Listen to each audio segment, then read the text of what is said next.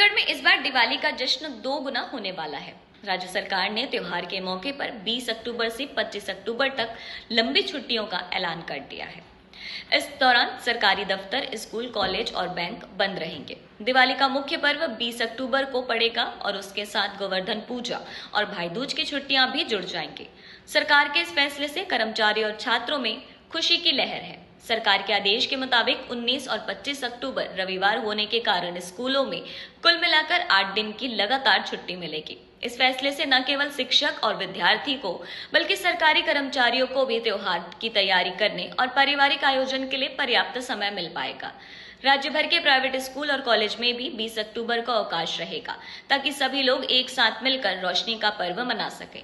त्योहारों के बीच पूरे राज्य में धार्मिक और सांस्कृतिक कार्यक्रमों की रौनक देखने को मिलेगी।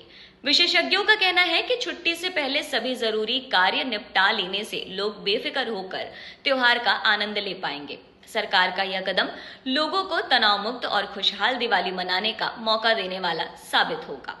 यानी इस बार छत्तीसगढ़ में दिवाली की रोशनी के साथ साथ आराम का पूरा अरेंजमेंट भी तैयार है।